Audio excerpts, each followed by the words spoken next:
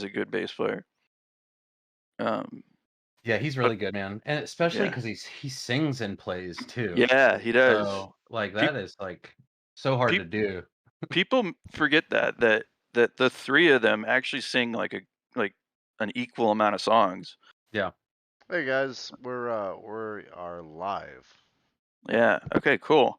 All right. So this is we're doing Rancid. This is My Brain is Hanging Upside Down. Brought to you by me, Max. Uh, and we've got Josh. Josh, you want to introduce yourself? Hey, everybody. My name's Josh. I, yeah, I'm happy to be on this podcast. I've known, Max for a while and Crook Irish and, Yeah. grew up playing music, and skateboarding, and I've been playing bass basically since 1996. I was just telling Max I Yeah. got my first bass in 1996, and I don't know. So I just grew up playing a lot of music in bands, and it's a passion of mine, and I like talking about it. So I'm happy to be here. Nice. Cool. And I'm happy to have you here. We didn't have Josh for the last one. He was uh having his appendix removed. Yep. So we're glad that he's here. We're glad that he's recovered. To be Yeah. honest, Josh is kind of a trooper. Yeah, I'm glad Josh absolutely. is here. Well, and not only that, he was out of the OR and asking questions for the last one. So Yeah. I had just so gotten out of surgery, and I'm like sitting in my hospital bed, like, because I had done a lot of research for that last yeah, podcast. So I had some things I wanted to ask, and luckily we got a few questions in there that Max nice. did a great job of answering. But yeah. Yeah, I was stoked that you were able to participate. Well, anyways, so yeah, like I said, we're kind of we're moving through sort of the progression of the East Bay and the bands that came out of there, and we're gonna talk a little bit about Rancid today. Um, Last week we talked about Operation Ivy, and if you remember, Operation Ivy was sort of formed by uh, Matt Freeman, Tim Armstrong, Jesse Michaels, and a guy named Dave Mello who played drums. Matt Freedman and Tim Armstrong met playing Little League in Albany, California, not to be confused with Albany, New York. um, They Albany is a shithole town in Northern California. weren't they like 5 years old too when they Yeah, met? they Yeah. met really young. They've known each other their whole lives. Um, and grew up playing music together. I actually in some research that I did for this, I found a an interview with Matt Freedman about his bass playing, and he said he basically listened to the Who. Uh, what's the album with The Kids Are All Right? I can't remember, but basically he listened to the Who and taught himself how to play bass like by ear. Um, and Tim, as we kind of discussed, like when he got on the scene with Operation Ivy, he was a real sort of like songwriter. Wasn't just like a punk band that that played loud four chords and screamed. He kind of was a step. I don't know. I don't want to say step above, but like I said, he's a real songwriter. And throughout his career, post Op Ivy and into Rancid, he's done a lot of other stuff. He's produced albums. He's actually won a Grammy or two, I believe.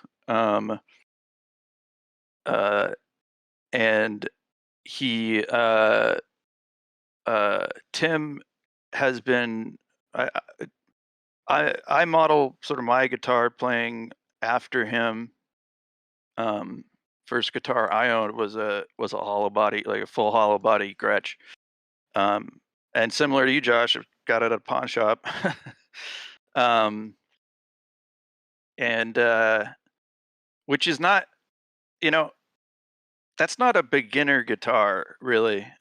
Yeah, I was gonna say. I will say that it has made me like when I play guitar, I I play it.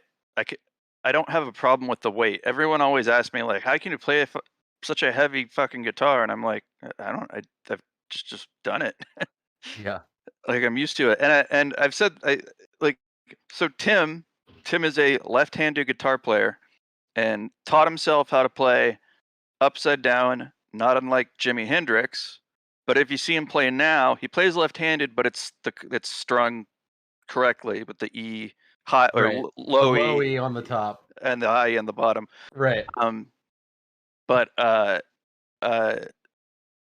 so if you look at pictures of him from his Op Ivy days, he's not actually playing a Gretsch. He got that the band bought him the Gretsch that he plays now. He's played a few different Gretches, but like there's one Gretsch that he's played, and it's if you see any footage of him, the thing is fucking crashed. Like it's like you can see where he's like strummed the paint. There's no paint there, and it's a right-handed Gretsch. He never bothered to change the peg hole. So like I have an example. So this is a right-handed guitar, right? Peg holes here, peg holes here. So he plays it like this, Right. right? So So when guitar he straps it in, he has to like yeah. wrap it under. So if you ever see Rancid live, and this is a complaint that I've heard from a lot of people, that Tim like doesn't play a lot of chords, and when he dances, he just lets the guitar fall. They aren't really noticing what's going on. What's going on is the fucking guitar just flips flat because it's because his straps like that. And this is another thing I read in an interview with him. He's like, "Yeah, man, I like to play. I like my strap really low because that's how Dee Dee Ramone played, and he was my favorite Ramone. And Dee Dee was my favorite too, even though he was the bass player. But like Dee Dee was a badass. So big ups to Dee Dee. But yeah, so Tim plays like with a like long strap with a guitar that was never made to be played the way it is. And it's just to get technical. I did some reading on his setup because I also have a Gretsch full hollow body. It's not the one that I had before, and it's not a Baldwin Air. It's actually a brand new one. It's a Streamline. It's kind of their lower end Chinese made, but it's still like a really really nice guitar. He plays a Baldwin, like a 70s era Baldwin Gretsch, right-handed. It's got 2 humbuckers on it. The way he has it wired is he only has the bridge pickup wired. So the switch has 3 positions, right? So it'll mute it when he. Yeah. So like instead of doing like you go up to the neck pickup or both harmonize, any position except for the bridge one just cuts it. And you can actually you see I watched him kind of I did some research. I did some YouTube research and I watched him play, and like he uses that mute like pretty well. Like it you wouldn't think that that's something that would be like useful, but it's actually pretty useful. And as a frontman who likes to dance, he always called Operation Ivy a dance band, and he's got Lars Frederiksen usually playing rhythm. He kind of turns it off and will like dance around a lot. Yeah, I mean that's definitely useful. Yeah, Because I mean, if those pickups are on, it's just going to right. be a bunch of feedback and distortion. Exactly. You know. I think he also does that. So in the same interview, so everyone asked me about this too. How do you handle the hum on a hollow body, right? I think I asked you that last week. You did, right? Yeah. And the true answer is styrofoam. You stuff the fucking thing with styrofoam. That's what most people do. I have a feeling that the way Tim has his wired with the bridge pickup, I think that reduces the hum quite a bit. Because he said he doesn't use any styrofoam. His is just like straight up, like he did the wiring and that's it.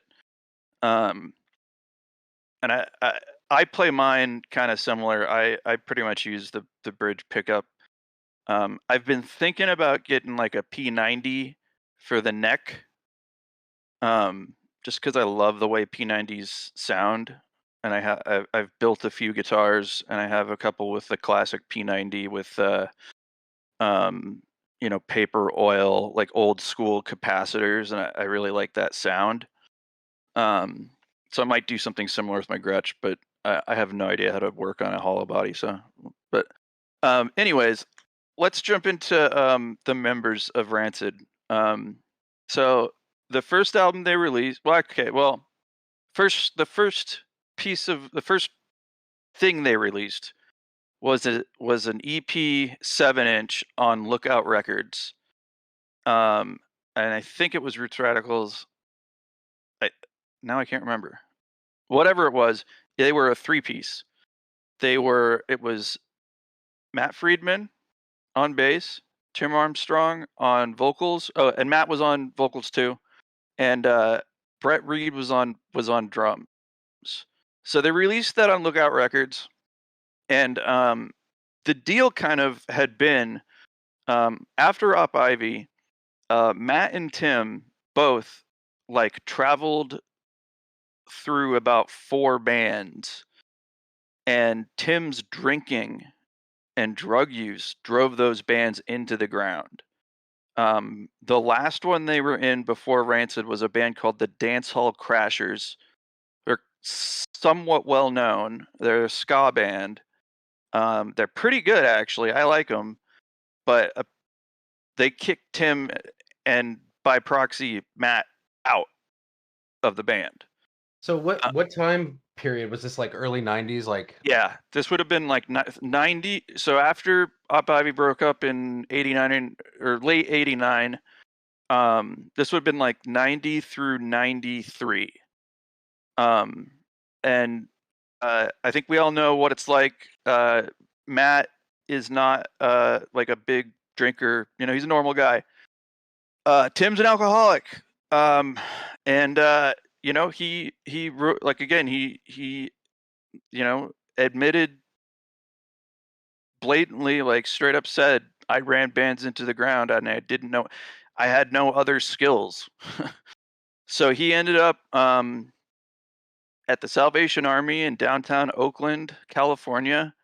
I've actually been around there. It is a scary neighborhood, and it is probably an even scarier rehab. So he lived in the South. Didn't Matt approach Tim and say, "Listen, like I want to play music with you, and I want you in my band, but you got to get sober."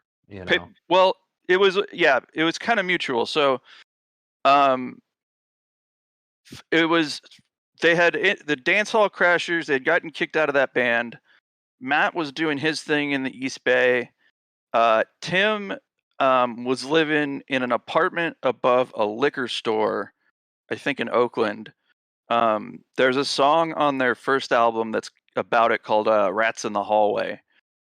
And it's about, if you listen to the lyrics, it's pretty fucking hardcore. It's about drinking. It's about doing heroin. It's pretty fucking crazy. But that period of time, Tim said to Matt, I want to play in a band. And at that point, Matt was like, no, I refuse. You need to get your shit together, man. We've been friends forever. And since Op Ivy, you have ruined like 4 bands, and you got me kicked out of another one because of you. Right. And basically that was right before Tim went into rehab, and he lived at the Salvation Army for a year, stayed sober for a year. And the deal was, Matt said to him, I do want to play music with you. I love playing music with you. But we can't start a band until you've got a year sober. We can practice, we can do whatever, but when you get a year sober, we'll start a band. So Tim gets a year sober, and when You said it was the Salvation Army. Is that song Salvation by Yeah, Rancid? Does that have anything to do with it? yeah, it's about exactly that. Wow. Okay. Cool. And so Tim's roommate at the Salvation Army was a guy named Lars Frederiksen. Oh, no shit. Yeah. So we'll get into Lars in a second. So they started as a 3-piece. Tim had in Op Ivy, Tim had always wanted a second guitar player, and you can tell that by listening to Energy, because he records two guitar tracks for like almost every song, and that's kind of where he became very good at orchestration and production. He's I think I don't want to call him a producer. I want to call him like almost like an orchestrator. Like he's very good at like putting music together, but not like necessarily technically, but more on the artistic side. Yeah, like a songwriter type. Yeah, you know? yeah, exactly. Like probably knows like when he wants certain drum fills to come in and exactly. Hey the guys, bridge. And, Yeah. just want to say, Libby Not Found says this seems really interesting so far. Not gonna lie. So good job. Thanks, Libby. Thanks, Libby. Hopefully it gets more interesting. So yeah, he's a songwriter. I think he's a songwriter to the bone. The other thing that I really actually like about Tim is his lyrics are really unflinching. Op Ivy had great songs. A lot of the lyrics were written by Jesse Michaels, though. He was the front man. When the Rancid songs, I feel, are less political and less based on the scene and more personal. In my opinion, I just like Rats in the Hallway is a good example from the first album. So yeah, Tim and Matt decided to put this band together. They found Brett Reed was their first drummer. He's no longer in the band, and I don't know why, and I couldn't figure out why. So he wasn't the guy that had to go away to college. That was that's the Descendants. Maybe, or it could have been Green Day. Actually, no, that's Green Day. Yeah, you're thinking of the documentary. Yeah, the documentary. Documentary. Yep. Yeah, that was it was either Raj or the other guy who basically went to Humboldt County or Humboldt UC California State Humboldt County or something like that. Yeah. Yeah. But you know what I'm talking about. I know exactly what you're talking about. And then they got so just as a side note, in that documentary, when Larry Livermore is talking about where he lived on those hills and like found Trey Cool, that's where my dad lived. Wow, dude, that's crazy. It's West Sonoma County. Yeah. It's kind of there's a mixture of cattle, winery, and then you've got Bodega Bay, which is the beach. That's crazy. Just like another side note, I drank a case of Tecate with Trey Cool when I worked at Warner Brothers Records, and we discussed what high school I would have gone to, what high school he gone to. It was fucking awesome. Dude, I bet that was awesome. But yeah, so basically, yeah, Tim really always wanted a second guitarist in Operation Ivy. Jesse is a good singer. He has just self-described himself as a spaz. Op Ivy didn't break up because they didn't like each other, but I will say that there's something behind that, because like up until about a month ago, I haven't seen Jesse Michaels and Tim Armstrong play on the same stage since Op Ivy. and they did it for this charity called Muzak that does funding for music at schools. I'm actually wearing a shirt of theirs. It's like, I don't know, can't see the logo, but anyways, it's some of Tim's artwork actually. But yeah, there's something weird there. Like that again, they didn't break up because they didn't like each other, but like they didn't play music together again. Maybe it was Tim's drinking, maybe it was something else. Who knows? Honestly, in that documentary, Jesse looked pretty stoned. Yeah. um, but He did. yes, he did, right? Yes, he did. It's not just me. Okay, thank you. I looked like he had smoked a little weed before that interview. And yeah, they just did. So Tim has been doing this thing. He's been doing Rancid, but he's been doing this thing called Timebomb, which is a solo project where it's him either acoustic or he has the band from the Interrupters as his backing band. So during this Muzak show, which was in someone's backyard in Beverly Hills, which is quite a backyard show. Yeah. He brings out Jesse and they sing Sound System, and I would give money to anybody who could find a video of Jesse Michaels and Tim Armstrong singing Sound System prior to that, like between that and Operation Ivy. Yeah. It does not exist. They both have done the song. Right, Rancid, in their own. Yeah. Like, so there's a video out there of Jesse Michaels singing Sound System with a band called Leftover Crack. And then Rancid regularly covers Op Ivy songs for their encores, which they didn't do before Indestructible. And Indestructible came out in like what? 2003. Yeah. Yeah. I'm another plug. That was Indestructible was released on Epitaph /Hellcat /Warner Brothers Records. I worked at Warner Brothers Records. Indestructible was the first album that I received a thank you on. So in the liner notes, it says thank you, Max Schubin, and that was probably one of like the highest points in my life. Yeah, man, it's fucking cool. Awesome. And I love that album. It's one of my favorites. I think it actually outsold and Outcome the Wolves.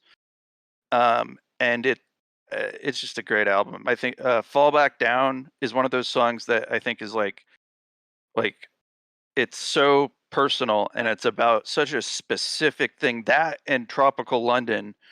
If you remember, Tim was married to Brody Armstrong at the time from the Distillers. Yep. And he didn't learn that she broke up with him until Rolling Stone came out with her and Josh Holmes on the cover. Like the Queens of the Stone Age. Yeah. And she was like kissing him or something. Yeah, Tim didn't know that the marriage was done until he saw that. Yeah. And then they went off and got married, didn't they? Like yes, they live in Palm Springs. There was some sort of abuse rumor. I don't remember. I'm not going to go into it. Yeah. I don't like either of them for doing that to one of my fucking heroes. Yeah. But you know, on Indestructible, it's very obvious what he's singing about. Tropical London. She's Australian. You know. But I'm going off on tangents anyways. Back to the beginning. In 1993, they release an EP with Lookout. They start playing shows at 924 Gilman Street, and Tim Armstrong and Billy Joe Armstrong have been friends for a long time. And for some reason, every time you look them up, people seem to like Google search like auto completes like not brothers. So apparently people think they're brothers. They look nothing alike. They look nothing alike, and I actually Googled that myself. They're weeks ago. I was like, is Tim Armstrong related to Billy Joe? No, they are not related. They're just buddies. Right. It's Armstrong. It's a common name. Right, it is. So there was a show they played at Gilman, and Billy Joe filled in as rhythm guitar, and they were like, "This is the sound. This is it. Like, we want you to be in Rancid." And Billy Joe said, "Well, I'm kind of in this other band. It's called Green Day." Yeah. And I think it was right before they went on their European tour for Kerplunk, and Is that that's the when. one where they like strapped all their equipment to like that little car Well, and then that was Up Ivy. Oh, that was Up Ivy. Yeah, Okay. that was the '69 Newport tour. Up Ivy did a U.S. tour where they constructed a big wooden box that fit on the top of their '69 Newport and went on tour.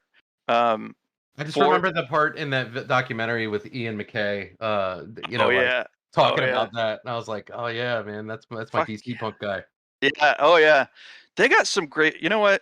That that documentary should have gotten way more press. They had Iggy Pop fucking narrating. They Yeah, had man. Ian McKay. Like they had Ben Weasel saying like, "Man, I wish we had a scene like that where I lived." Yeah. Dude, it was awesome, man. I really enjoyed it. I loved it. But yeah, so basically, yeah, Billy Joe turned him down, and my favorite part in that documentary is Matt telling the story about Lars joining the band. So they're playing. Rancid has started, and they're basically like recording the first full length album for Epitaph. Mhm. And Epitaph, if everyone remembers, was run and created by Brett Gurewitz from Bad Religion. He produced, I think, most of Rancid's albums. But he kind of had the same. He knew Tim, and when he found out Tim had a year sober, he was like, and found out him and Matt had a band. He was like, "I'm signing you guys now." Yeah. I Like, remember that. Yeah. yeah, like when he found out that he had his shit together, like Brett Gurewitz he's got a weird reputation, but I don't fucking care. He's a fucking genius. Like he he, he really like picked great bands, got things started. And then when those bands wanted to start their own labels, like No Effects starting Fat Wreck or Yep. Tim Armstrong starting Hellcat, he was behind them. Right. He also had a blues label called Fat Possum. So like Brett Gurewitz is a musical genius in my opinion. If there's a Me Too thing out there about him, I apologize, but I wouldn't be surprised. But yeah, so Tim, so they wanted a second guitarist. Tim, you know, just I think the sound was better anyways. So Tim, the story is, and then quoting this from the documentary, Turn It Around, the story of East Bay Punk. This is Matt Friedman's story. He said, basically, Tim was like, "I got a guy. He's a really good guitarist. He's my roommate at the Salvation Army." Um, and Matt was like, "All right, cool. Let's bring him around, see how he gets along with people." So he comes to like a get together, not really a party, but like a get together with Matt and his friends. And the way Matt put it was, Lars proceeded to get drunk and offend everybody in the room. Yeah. Insulted everybody. Insulted everybody. Yeah. And uh he kind of said to Tim like, "Hey, you got to get this guy out of here." And Tim's like, "Yeah, okay, fine." And then it took him away. And then the next day they talked, and Tim's like, "Yeah, he's a good guy. He's just an alcoholic." And Matt is kind of like, "Another one? I got to deal with another one of you?" Like you're an alcoholic. Yeah, like what the fuck? uh, uh, and then basically, uh, uh, they made the same deal. They made the same deal with Lars that they made with Tim. Was like, you can be in the band, just like stop drinking. Here, one second. I'm gonna grab something that I bought yesterday or a couple of days ago. I went to a record store the other day. Oh, sweet, dude. Yeah. And I was looking at this, and I thought it was funny. What's on the top of that car? Max, this is a podcast. You'll have to describe what you're Oh, holding. shit. Oh, my God. I forgot. It's a podcast. It I am looks like a couple of 40 ounces. It is definitely a couple of 40 ounces. They're Mickey's. I'm holding an LP. I'm holding a record. It's Rancid. Let's Go. It's a reprint, but those are definitely props. Yeah. So yeah, Lars joined the band. He is not credited on the first album, but he did play some tracks on that first album. The first album was called Rancid. It was self-titled. It's released in 93 or 94. And he's not, again, it's the three of them, but he did play on that album. Who's Libby Not Found? There's a lot of stuff coming in through this, but I'm not paying attention. Okay.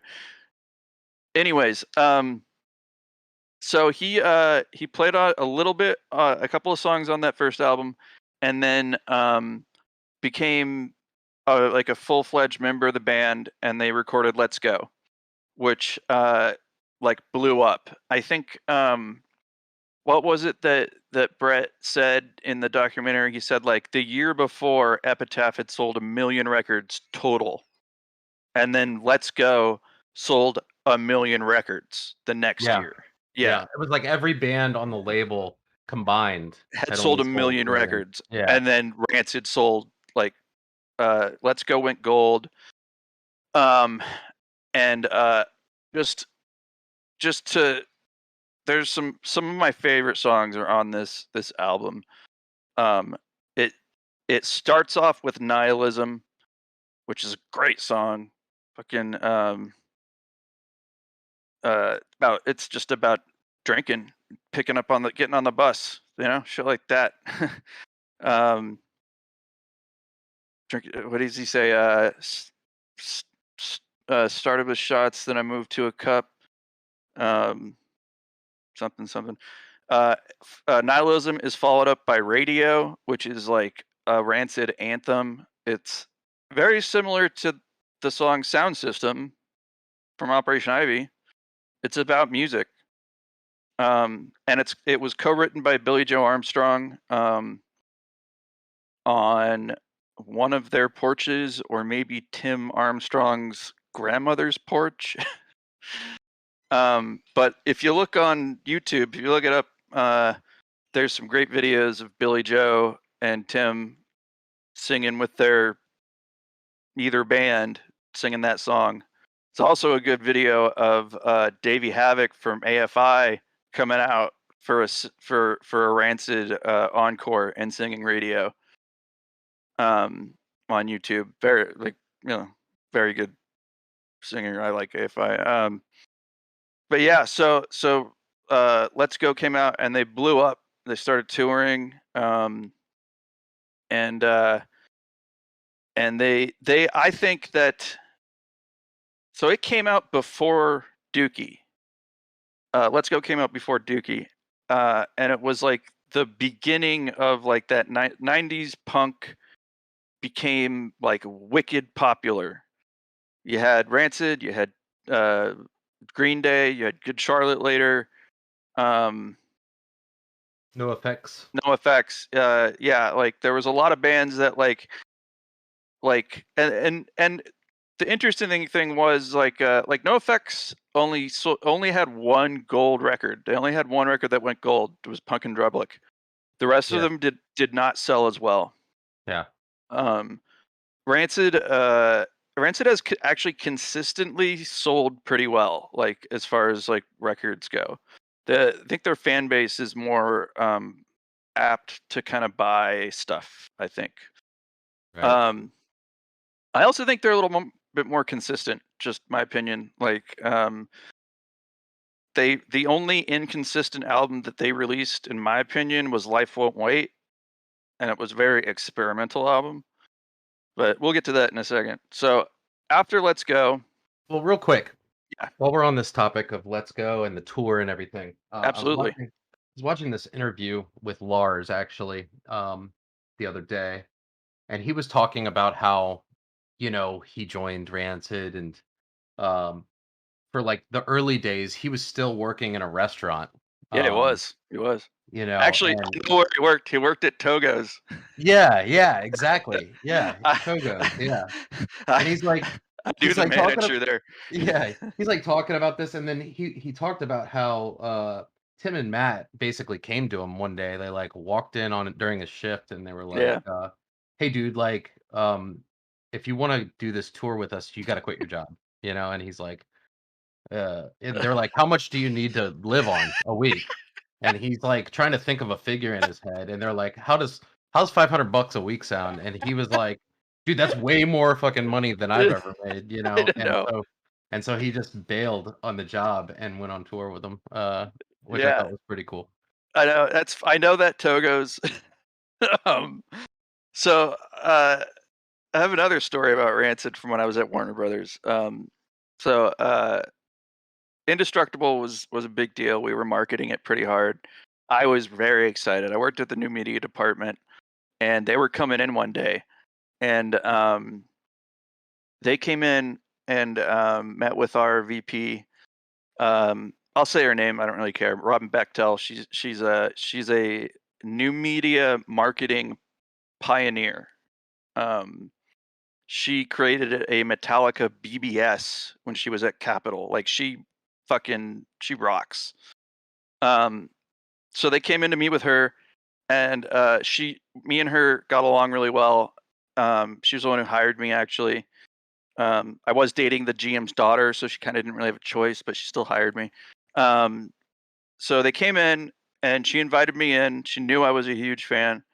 And what's interesting is, so Lars is extremely outgoing. He is a like people person, and he definitely had a crush on Robin Bechtel. And I don't blame him. She was cool. She was funky. She was from Austin, Texas. She had hay bales in her office. She was always wearing cowboy boots. She was cool. Um, and yeah, Lars definitely had a little thing for her. I could tell. She was tall and blonde and fun. So he was like kind of doing all the talking and the schmoozing, and like the whole department kind of came in and went. And I ended up on the couch sitting in between two of my like idols, Tim Armstrong and Matt Freeman. Wow. And Tim is quiet. Tim is an introvert more or less. And I started quietly talking to him, and he asked me who I was and what I did, and I said, I you know, it was I was speechless. But I talked to both of them, and yeah, and Matt's a little bit more outgoing, but he's still Lars is their I'd say their front man. He is their like, Right. and I've seen it in shows before. Like he's definitely the hype man. He's the Flava Flav. Right. He's Rancid's hype man. Um, but that was one of the most that right there better than getting thanked on the album was to actually, people say don't meet your idols. In this case, it was amazing. Like I talked to them about the Bay Area. I talked to them about high school, and I literally said to Tim, Sound System was the first punk song I listened to. It changed my life. I told him punk probably saved my life, and like he his reaction was like not. I'm sure people tell him that all the time, honestly, but his reaction was like, "Wow, thank you, I appreciate that." That's really Like, cool, man. That's yeah, that's such a cool story. yeah. I wouldn't So know what to say, I I didn't would know what to say either. right. I thought at this point I had been there for a few years. I had met like a lot of like kind of strange like artists, celebrities, like Michael Bublé, Josh Groban, like some weird ones, Madonna. But this was the one where I was like, yeah. Yeah. I've got a good story about Billy Joe Armstrong taking a dump. I'll tell you about that in Okay. another episode when we do Green Day. Hell yeah. Um, But yeah, it was just awesome. But yeah, fucking Lars worked at Togo's. And actually in that conversation, there was another guy who I worked with. His name was Jeff. And I'll fucking say his last name. He doesn't care. Jeff Watson was an awesome guy. Is an awesome guy. He was in there too. And Jeff was from San Diego. I was from north of there. And the Togo's thing came up, and Watson worked at that Togo's coincidentally at the same time that Lars did. Wow. Yeah, it was bizarre. This was the weirdest thing ever. But yeah, like it's kind of, it reminds me of the kind of okay, with the 40-minute mark. Okay, I'll hurry it up a little bit. But it kind of reminds me of like so like the Sex Pistols, like when they first got started, like they were literally paid in like a little bit of like poundage and canned pork and beans. But yeah, they went on tour, and then they for Let's Go, they came back. They recorded probably their most popular album, maybe, I don't know, Indestructible and Out Come the Wolves, kind of equal, I think. They recorded Out Come the Wolves, which had just amazing songs on it. They incorporated more ska into it, and I think some people kind of think they did that as kind of a ploy because ska was picking up, but like, I mean, they're fucking Rancid, and they're from Tim Armstrong. They evolved like, from Operation Ivy, yeah, and Operation Ivy was the punk ska band of the 80s, you know? They kind of started it. So like anyone Yeah. who's got to like start shit about that, they're wrong. Conspiracist. Yes, exactly. And Out Come the Wolves also had like super personal songs on it. There's a song called Journey to the End of the East Bay that is about Operation Ivy. It's about their tour. And it's a great album. It's also got one of the best album covers I've ever seen. That black and white with Tim like this with the mohawk when he had hair. You could see it was thinning by then, but yeah, his head shaves now, and he's got a big beard. He's shaved his beard. No, it's back again. He's kind of gone back and forth on the beard. Okay. But he's got the most awesome fucking scalp tattoo I've ever seen. Yeah, that thing's badass, man. Yeah, it took time to grow on me. But yeah, so like Out Come the Wolves kind of blew him up, like way blew him up, and they were offered like major record deals up the fucking ass, and they stayed on Epitaph. And they recorded the next album, Life Won't Wait, on Epitaph. And like I said, it's kind of an experimental album. If you want to hear some really fucking awesome, like lo-fi, poorly recorded B-sides from Life Won't Wait, look up a band called The Silencers. It is Tim Armstrong and Vic Ruggiero from the Slackers. And basically, so Life Won't Wait had Vic on keyboards, and I think he may have produced it, which explains a lot. If you know the Slackers, they're straight up like ska band, like almost even like Studio One type ska. There's two songs that I love that are B-sides from that album that were put out by the Silencers. Fucking I can't. Policeman is one of them. It's a great song. Find it on YouTube. And California Sun, which Rancid also recorded for the South Park soundtrack. Nice. But it's a great song. It's a California Sun has sunk. Right in there come tonight. I was high on junk in the Santa Ana fields and feels all right. That's pretty much how it goes.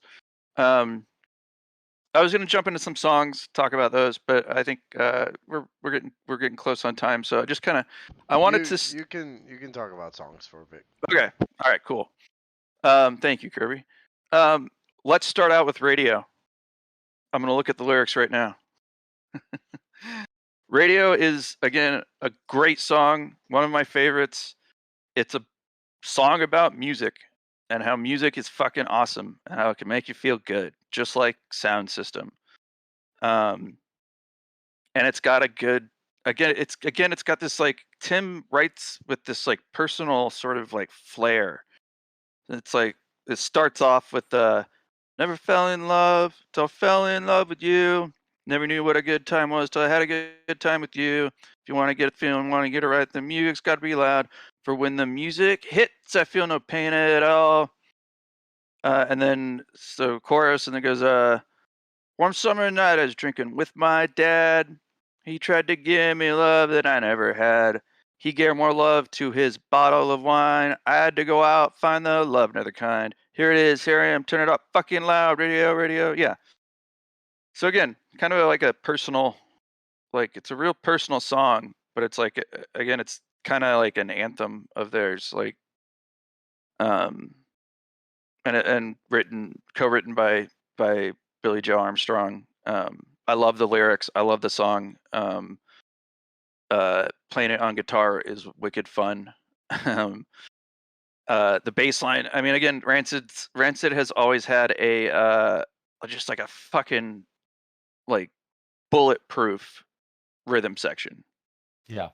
Like That's one thing I wanted to comment on about Yeah. Rancid's music is and just from my perspective as a a bass player and Yeah. so like one thing I noticed with their music is they have the sort of the raw chord progression going pretty rhythmic chord progression going with Yes. the guitars And then and the ska too, a little bit the ska on the too, yeah. yeah. And then the thing about Matt Friedman's bass playing is he'll flow along with that chord progression with the guitarist, but he always it's very consistent throughout all their music is that he does these sort of like fills in Yeah. between Yeah. chords that and they all sort of have this major scale feel to them. Like a Yes. bright, Yes. Yes. happy sort Yeah. of He sound to it. he And it brings it was up. yeah, man, and Yeah. it's he's talented, he's kind of Yeah. all over the place, but it all Yeah. clicks well together, Yeah. and that's one thing I really enjoy about their music. So I saw I think it was an XM radio thing they did for like either the 25th or 30th anniversary of Out Come the Wolves, which made me feel fucking hella old. um but Tim and Matt are talking, and Tim is like, you are the only bass player that I have worked with that I don't have to tell what to do, because Right. you just do it. Yeah. Like, I mean, they've known each other so long, like their synergy so well. Like, I could see that. Like, they just kind of like, they know how to like. And with Op Ivy, like when I was listening to it, like studying for the podcast, I was really listening to it with like a musical ear rather than just like rocking out. Mhm. And you could tell that like Matt is basically like pulling the band along almost. Yeah. Yep. Like his bass lines are like pulling everybody along. Rancid's a little different. They're like I still think that Matt pulls things along on some songs, especially Detroit, just with that fucking opening, Yeah, the opening. Yeah. just awesome. But him, Lars, and Tim really like play off each other. Lars is more of like, he plays more of a metal kind of thing. Mhm. Like, and his guitar setup is definitely a more of a metal setup. And the band he was in before Rancid was the UK Subs, and they're kind of a classic sort of like street punk type band. And I just love that mix. I love that mix that they bring together. Like, Matt brings this just like great talent in his trade. I personally, people are gonna not like this. I don't like his voice. I just don't like it. But it's okay. I still listen to the songs that he sings. Tim brings this other side. He's definitely influenced by a lot of different shit, like the Clash. He loves reggae. He likes hip hop. I mean, if you think of the Transplants, right? Like, Mhm. he's into, and in Operation Ivy, whenever they do a breakdown, Tim kind of rapped. You know what I mean? Yeah. Like, so he's got that like kind of like he's got this good mix. And if you watch any of the ska songs, he's the one who's usually playing the like the upstrokes, you know. Right. And I'm just gonna admit, as a guitarist, ska is really freaking hard to play. Yeah. That like you like mute on the down and unmute on the. It's just difficult. Yeah. Yeah. But then Lars is a really tight guitarist too. Like he's again he's bulletproof. Like can just really good. And I was gonna get to this later, but I'm gonna say it now. So Brett Reed left the band, I think, right after Indestructible, and they recruited a guy who was much younger than them, but who I think is a better drummer. And I'm drawing a blank on his name, but he was actually I can find it out. Hold on. He was the drummer for The Used. So they stole him from The Used. The reason I think I can find that out is that's my Used gold record. It's got my name on there, but it doesn't have the band's name. I think its last name is Strickland or something like that. I'll look it up in a second. But seeing them live and listening to their stuff with him, I actually think he's a better drummer than Brett was. He's got a lot of energy. Branden Steineckert. There we go. Yeah. Thank you. He joined in 07. Looks like joined in what? 2007. 2007. Yeah, so it was after Indestructible, before Let the Dominoes Fall. Okay.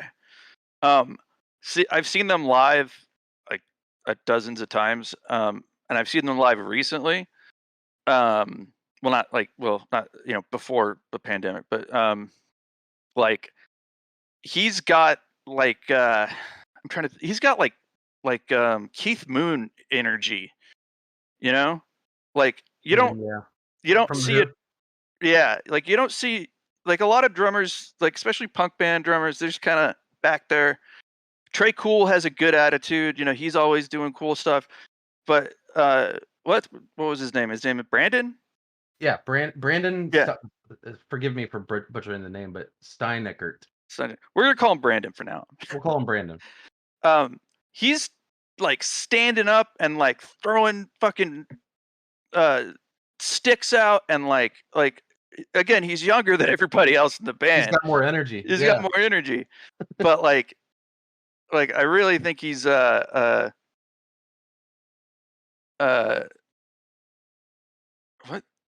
He's really awesome.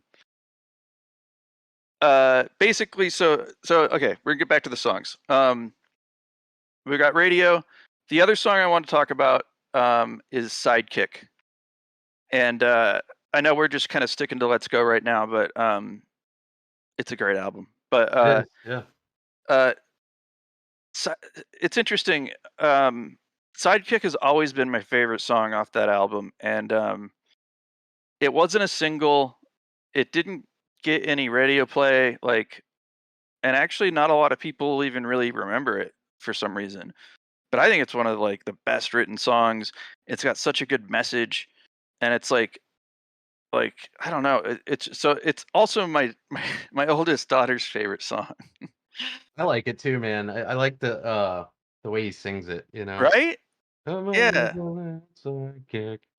Like it's got such a catchy. It's such a catchy hook. Yeah, like, the hook. Yeah. It's catchy for sure. I love it. Yeah. I'm trying to find the lyrics for it on this. Sidekick. But it's like, so it's about squatters, right? It's about squatters in Oakland and Bay Area. You got a lot of homeless people, and it's really unfortunate. And the cops, SFPD, Oakland PD, Berkeley PD. I'd rather deal with LAPD personally. That's just my opinion.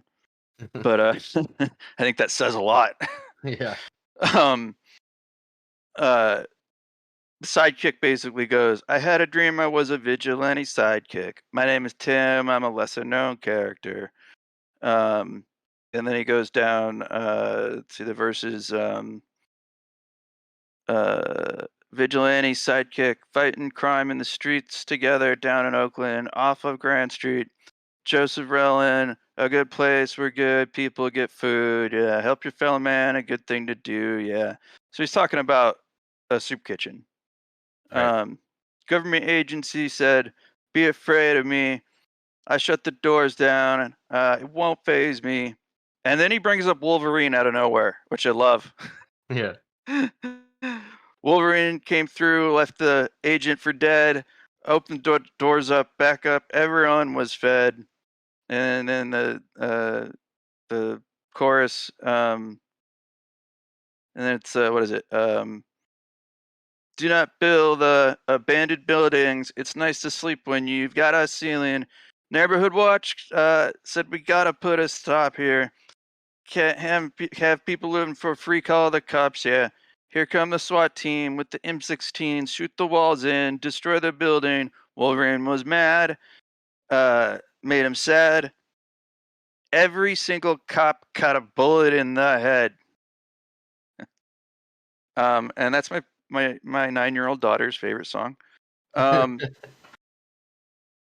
yeah, it's just one of my. It's again, it shows their range. It shows that it's musically, it's a great song. Lyrically, great, it's catchy. It's fucking tight. Like, whoa, such a good song. I think we're gonna kind of start wrapping it up with. I'll start wrapping up what they're doing now. Like I said, Indestructible, I think was their peak.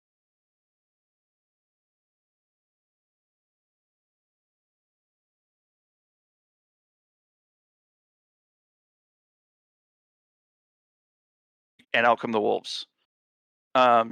So that was kind of their peak, and they've kind of just continued from there on. And a lot of punk bands, you can't make money off albums anymore. It's impossible. Yeah. Like, so punk bands say, like, I think NoFX is a good example, or Pennywise, or Yep. any punk bands from the 90s. They tour relentlessly. Yep. And they're not like huge fans of it. You know what I mean? Yeah. Like if you watch NoFX, Fat Mike literally has a contraption rigged up to his mic stand for a drink. Yeah. Like, those guys go out shit faced. Oh, I know. I saw Rancid right before the COVID hit. Actually, I saw them twice, and I'll give you a great example of how Lars is one of the best like frontmen ever. So, buddy of mine, Joe, and I went to see them in Jersey for like a festival. They were the headliners of this festival. I remember you going to the show. Yeah, and it was at a raceway. So it's just this big field. There's nothing out there, just flat. And throughout the day, it kind of started to rain a little bit. Then gets sunny, it started to rain, and then Rancid comes on, and they play 4 songs, and it starts to pour like pour like I've never like never been that wet before. And there's lightning striking really close, and they got to stop the show, and everyone's like, "Fuck you!" And Lars like had such a command of the crowd that he's like, hey, let's go home to our families and be safe. We'll play again. And literally, the crowd parted like the seas. That's so cool. And yeah, I saw him again. Yeah, because they honored those tickets, right? They did. Yeah, that's bad. And I saw him again in Baltimore, and they were fucking awesome. And that's how I'm gonna end this. They're still touring, and my point about the other bands that tour, I really think Rancid tours because they still love to tour. It's not because the Tim Armstrongs, and they're all worth a ton of money. They tour because they want to, and you can tell when they play. Seeing Pennywise play, it's not like they used to be. Yeah. But it's just that kind of. I'm just gonna end on that story. Like Lars just and like Tim was like, yeah, like he's got that. People complain about Tim's voice. They say he's trying to put on a English accent. That's bullshit. He had wet brain. Yeah. Yeah. He talks like that because he drank too much. Yeah, like you got to give the guy a break, please. Yeah. I have brain damage, like from things like that. So, like, Okay. give the guy a break. So I'm gonna step in and Thanks, Kirby. and do the closings here. I just want to do a couple shout outs from Crook Irish Studios. First up, thank you, Jay Gazes. I'll put it right here in the chat. That is at GAZES. He is another streamer on Twitch, and he is our co-host today. That was Josh, ladies and gentlemen. Oh, I didn't know Josh was streaming on Twitch. Awesome. Yeah, I stream like WoW and stuff every once in a while. Bitchin', dude. Yeah, man. The other thing is I want to give a shout out to all our contributors today. The people that have subscribed to the channel this week is Moonshadow. So please go give them a check out on Switch or on Twitch. That is M00NSH4DOW. We'll put that in the description. Don't worry. Yep. And the other thing, and fucking Jay Gazes too, because he wants a second shout out as subscribed with Prime. Thanks. All right, that is Jay Gazes, everyone. That is GAZES.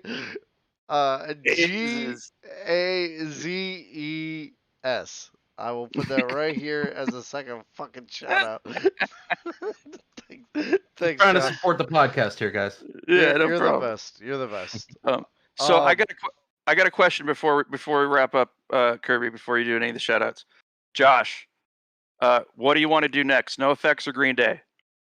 Oh man, I mean, NoFX is one of my favorite punk bands of all time. That's it.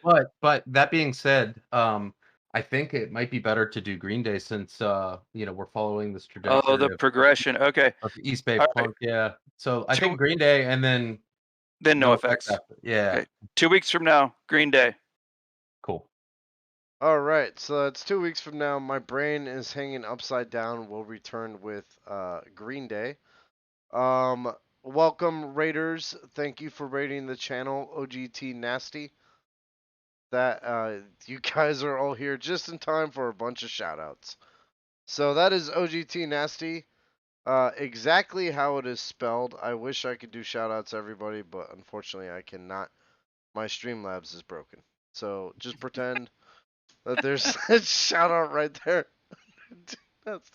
Anyway, so we're going to go ahead down the line and do some announcements. Next week we're going to return with another Stone Gauntlet. You can find that right here at that link. And that will take you right to our Stone Gauntlet podcast. If you enjoyed today's podcast or would like to follow it up, you can find that right here at this link. That is the Upside Down Brain. It is both of them are available on all formats except for Pandora because they suck dick. Hey, don't say that. We're still waiting for approval. Pandora, you don't suck dick yet. Pandora, we're willing to talk. And so you'll find both of those there. You'll find all uncut versions of this video on our YouTube channel. And the video will be released within a week. Is there anything else we need to do? Oh, Discord. If you want to find our shitty schedules that we somehow kind of keep up with somewhat, you'll find it on Discord sometimes. So there's one other shout out we need to do. What's that? We dropped the Snarly Owl episode 1 yesterday on YouTube. If you want to see Josh save someone's life I love that in the credits, by the way, when I was watching the video. I forgot to thank you for that. I had to shout out for you, man. Yeah. You were a star. Um, Josh was a Navy SEAL that night. he really was. He wears a lot of hats. Well, like the look on his face, I knew it was over. Next week we're gonna bring you Fireman, Josh. We'll Yes, we strip for you on cam. You can find that video on YouTube, our new ghost hunting video, as well as I forgot to add the new Stone Gauntlet episode has dropped. So go out there and listen to it. Hit that follow, hit that subscribe, or whatever the fuck it is called, and get our name out there. And eventually we'll put out some good episodes. But if you think that we're not gonna, that we're just sitting here putting out episode after episode after episode until we get famous, well, you are 100% correct, because that is what we are doing. I am willing to sell out on a dime. I'm looking at you, Starbucks. I'm looking at you, Lego. Come on, Lego. Yeah, Lego. We talk about you a lot. We'll take Lego sets and make every episode about something Legos. Yeah. Hey, actually, there is a video on Crook Irish's. Oh no, wait. I'm sorry. It's my Instagram. Never mind. There will be a video on Crook Irish's YouTube channel of whatever the hell Max is talking about. It's a time lapse. It's a time lapse video of me building a Lego Gibson guitar. That sounds dope. And I'm gonna bow out of this, Max. Finish up your podcast, and everybody go out there and make it a little weird. Yeah. Hey, make life a little weird. Listen to Rancid. Listen to punk rock. I thought I'll also show this to everybody. This is how big of a fan of Tim I am. I got his Pro model Fender acoustic. It's the 10th anniversary version. It fucking rips. It's a 69 Fender concert. So anyways, thank you for listening, everyone who's been listening. We will have a rotating cast co-hosts. I'm pretty sure Josh is going to be on the next one. And we may have someone else, who knows, but make life weird. Listen to punk rock. Listen to AC/DC. Unless Josh's leg falls off, which honestly could possibly happen, considering. I think 10,000 hours of slept out happy hours in preparation for the next podcast. I think that's a great idea. I love that. Josh might lose a leg, but I actually think he might do the podcast anyways. Yeah. It's called break a leg for a reason, Josh. Yeah. All right, guys. All right. Have a good week. Later. Hey, we'll catch you all on the flip side. Crook Irish Studios out. Absolutely.